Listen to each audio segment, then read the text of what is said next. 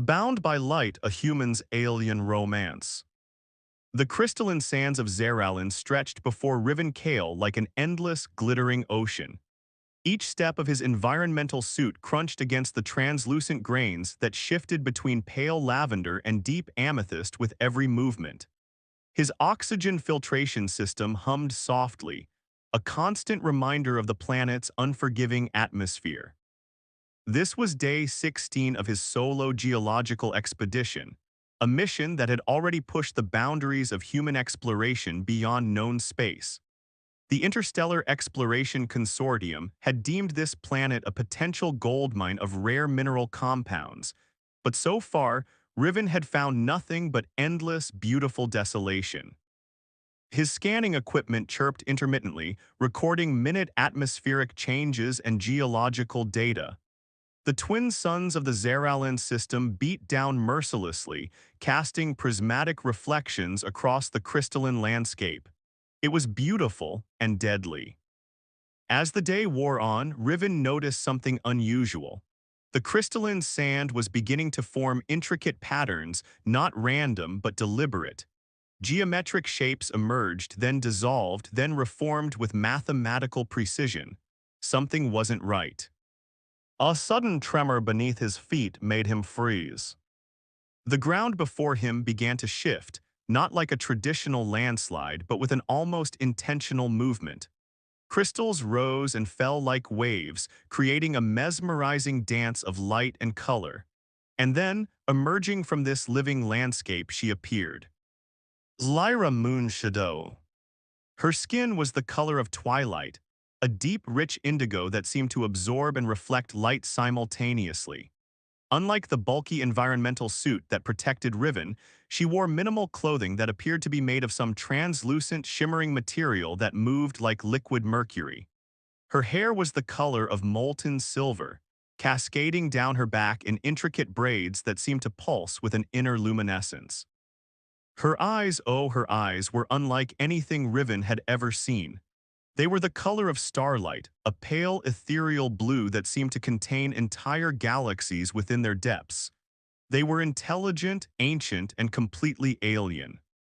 For a moment, neither moved.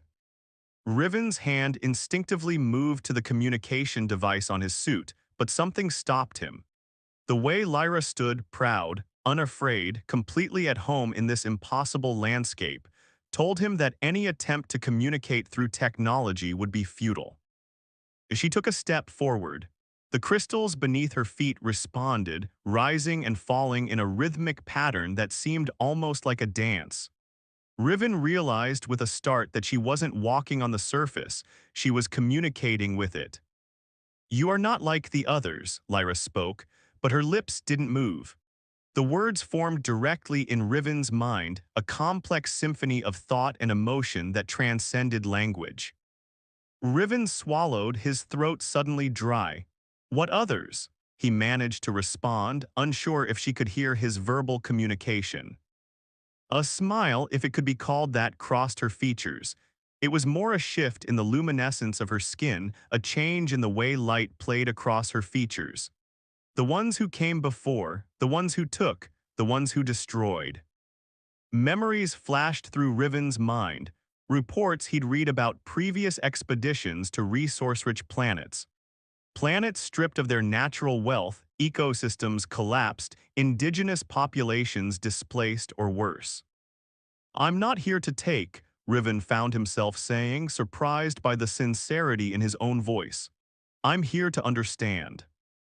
Lyra's head tilted, a gesture so human yet so alien that it sent a shiver down Riven's spine. The crystals around them began to hum, a low, resonant frequency that he felt more than heard. "Understanding," she repeated, the word a complex melody of thought, "is the first step toward connection." And in that moment, surrounded by the singing crystals of a world he was only beginning to comprehend, Riven Kale understood that his mission had just fundamentally changed. This was no longer just an expedition. This was the beginning of something far more profound. The underground caverns of Zeralin were nothing like Riven had imagined. What had initially appeared to be a simple geological formation revealed itself as an intricate network of luminescent tunnels, each wall pulsing with a soft, rhythmic light that seemed to breathe with a life of its own. Lyra moved ahead of him, her movements fluid and purposeful. She had become his guide, though Riven wasn't entirely sure why she had chosen to lead him here. Their communication remained a complex dance of telepathic impressions and subtle gestures. Soren, an elder of Lyra's tribe who had joined them, walked behind Riven. The older alien's skin was a mottled gray, etched with intricate patterns that seemed to shift and change with each step. Unlike Lyra's vibrant energy, Soren radiated a calm, ancient wisdom. The paths remember, Soren's thoughts echoed in Riven's mind. Every step, every breath, every moment of pain and joy is recorded in these walls. Riven's scientific mind struggled to comprehend. His handheld scanner was useless here. The electromagnetic interference was unlike anything in his extensive research. The cavern walls seemed to respond to their presence, changing colors and texture with each movement. "Why are you showing me this?" Riven asked Lyra, who had paused at a particularly luminescent section of the tunnel. Her response was a complex tapestry of images and emotions. He saw glimpses of a catastrophic event, a massive energy surge that had nearly destroyed her people centuries ago. Intertwined were images of destruction, of hope, of a delicate balance between survival and extinction. Connection, Lyra's thought voice was soft. Understanding is a bridge that prevents destruction. Soren's presence grew more intense.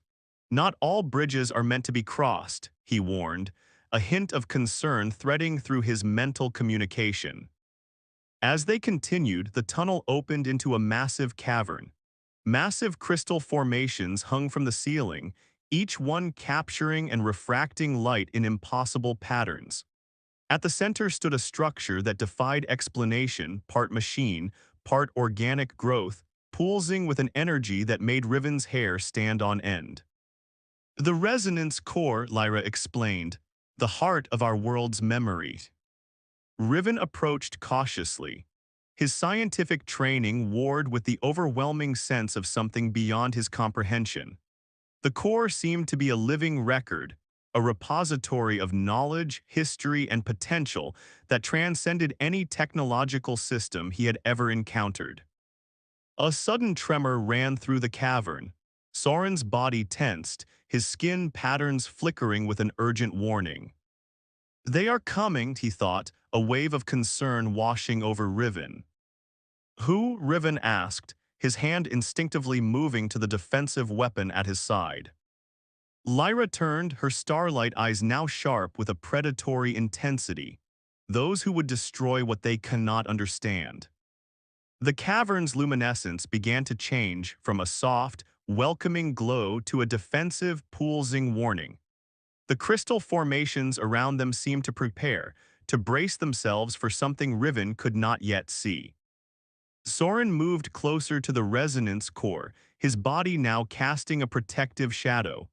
"Some secrets," he said, his thought voice a mixture of sorrow and determination, "are worth dying to protect." Riven realized he was no longer just an observer. Whatever was coming, he was now part of something far larger than his original expedition. The line between scientific exploration and survival had blurred completely. The first distant rumble of an approaching threat echoed through the cavern. They were not alone. The planetary storm raged with a fury that defied natural laws. Crimson lightning fractured the sky, cutting through clouds of metallic dust that swirled like living entities. Inside a makeshift shelter constructed from advanced polymers and native crystal formations, Riven watched Lyra's profile as she studied the storm's patterns. A sudden movement caught his attention. Kai, his former expedition partner, stirred from an uneasy sleep in the corner of the shelter. Their relationship had been strained since Riven had chosen to stay with Lyra and delve deeper into the mysteries of Zeralin, abandoning their original mission. We can't stay here forever, Kai muttered, his voice rough with exhaustion and barely concealed frustration. The consortium will send a retrieval team. They don't leave their people behind. Lyra turned, her starlight eyes capturing the storm's electric brilliance. Not all paths are determined by those who claim ownership, she responded, her thought voice carrying a complexity that transcended spoken language. The storm outside was more than a meteorological event. Riven had learned that on Zeralin, natural phenomena were intrinsically linked to the planet's deeper consciousness. Each lightning strike seemed to carry a message, each wind current a whispered story. Kai stood, stretching. His environmental suit was patched in multiple places, a testament to their weeks of survival. We're sitting on the most valuable geological discovery in human exploration history, he said, gesturing to the data crystals they had collected. And you want to what? Commune with the planet. Riven felt a tension building. Kai represented everything he had once been, a pure scientific rationalist, focused on extraction and discovery. Now everything had changed. Lyra moved closer to Riven, her hand not touching but hovering just above his, creating a field of energy that made the air shimmer. The planet is alive, she communicated. Not a resource to be harvested, but a living entity with its own consciousness. A violent tremor shook their shelter. The crystal walls responded, shifting and realigning to absorb the impact. Outside, the storm intensified. Something's coming, Soren's thought voice cut through their conversation despite his physical absence. The elder had remained near the resonance core, protecting it from unseen threats. Akai's hand instinctively moved to a defensive weapon. What now? Before anyone could respond, a massive energy surge split the sky. The shelter's walls became translucent, revealing a landscape transforming before their eyes. Crystal formations rose from the ground, creating intricate defensive patterns. The storm's energy began to concentrate, forming what could only be described as a living shield. Riven understood then the planet was preparing. Lyra turned to him, her expression a mixture of determination and something deeper, a connection that went beyond words, beyond species. We must move, her thought voice carried urgency. The resonance core is vulnerable. Kai looked between Riven and Lyra, seeing something he had never witnessed before. Not just communication, but a profound understanding that transcended traditional boundaries. I don't know what's happening, Kai said finally, but I'm with you. The storm outside reached a crescendo. Crystalline structures began to move, creating pathways, hiding places, defensive positions. Zeralin was preparing for a conflict whose origins predated their arrival. Riven took Lyra's hand, a physical connection that sent a surge of energy through both of them. Their touch created a momentary burst of light that illuminated the shelter, revealing the complex patterns of their intertwined destinies. They were no longer just survivors. They were becoming something more. The chamber pulsed with an energy that defied conventional understanding. Riven watched as Lyra's sister, Nara, worked intricate patterns of light and thought across a holographic interface that seemed to be part technology, part living organism. Nara was different from Lyra, her skin a deeper shade of indigo, with silver markings that traced complex genealogical histories. Where Lyra moved with fluid grace, Nara moved with calculated precision, her every movement a carefully orchestrated dance of intention. The threat is not external, Nara communicated, her thought voice a sharp contrast to Lyra's more fluid communication. It comes from within, from the very fabric of our collective memory.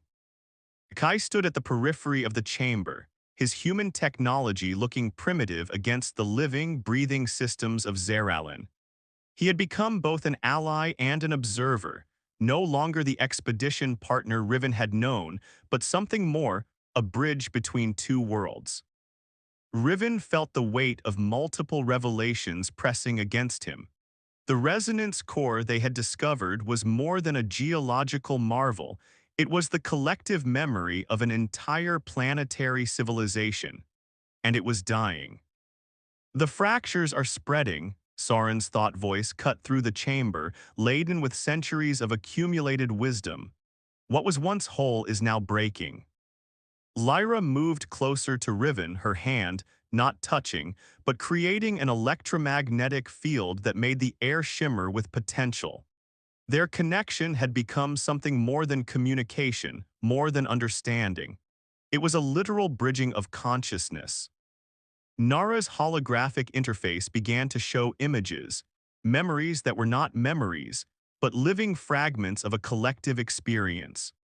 Riven saw civilizations rise and fall, planetary transformations that occurred over millennia, compressed into moments of brilliant, painful clarity. "We are not what you believe us to be," Nara communicated. "We are not a species. We are a living network, a consciousness that spans geological time." A sudden violent surge ripped through the chamber. The crystal walls trembled, responding to a threat that existed beyond physical manifestation.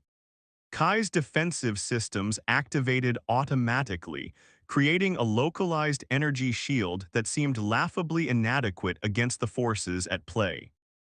Riven understood then. The threat was not something that could be fought with weapons or technology.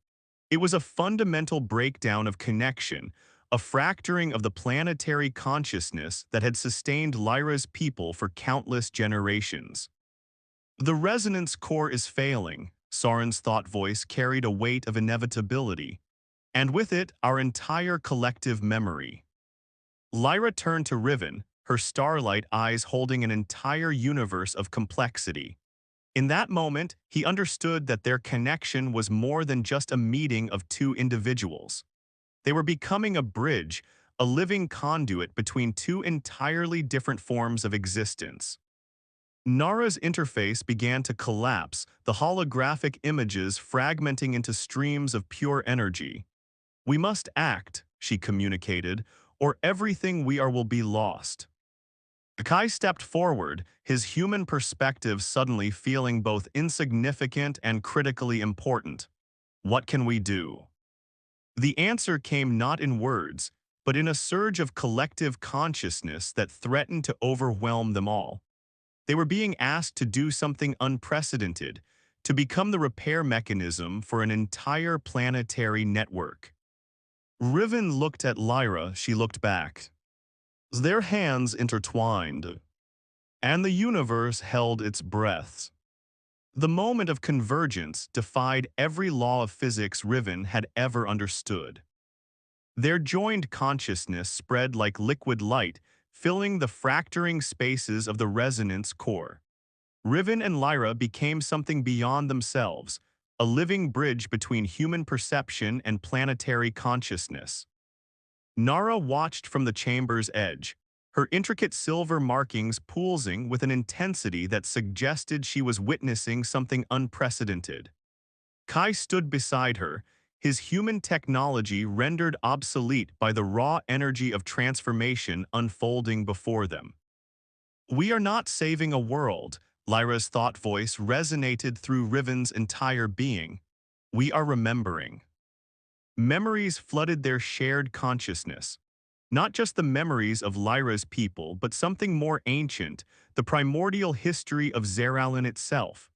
They saw the planet's birth from cosmic dust, its long evolution, the rise and fall of civilizations that existed long before any sentient life as they understood it. The fractures in the resonance core began to heal, not through technological intervention, but through pure connection. Each broken memory found its place, each scattered fragment of consciousness realigning like intricate pieces of a cosmic puzzle. Soren's presence became a guiding beacon. Though physically distant, his accumulated wisdom acted as an anchor, helping to stabilize the massive energy transfer. Riven felt himself changing.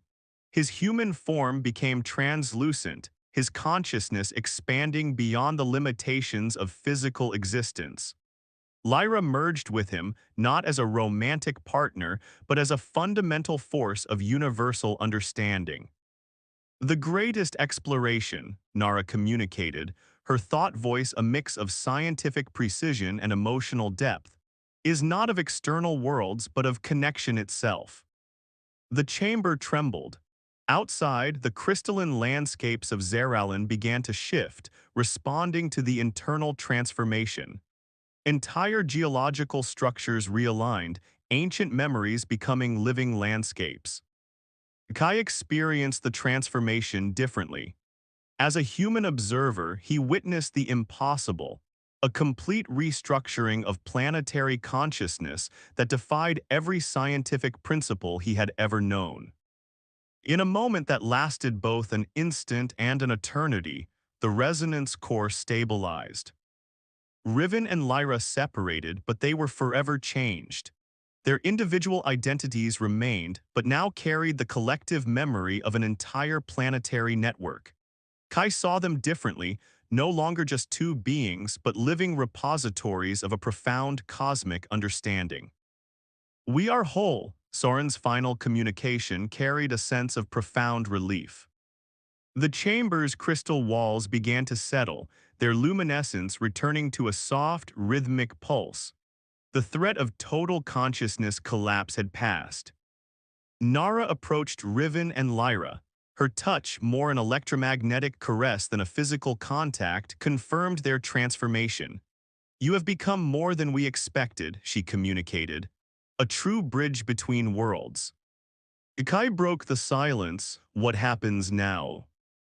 Lyra turned, her starlight eyes now containing entire universes of knowledge. "Now," she communicated, a hint of what might have been a smile playing across her features, "we continue to explore." Riven felt the weight of their shared journey. They were no longer just an explorer and an alien. They were guardians of a cosmic memory, bridges between understanding that transcended species, planets, and traditional concepts of existence. The twin suns of Zeralin rose outside, casting prismatic light across a landscape forever changed. "The end,"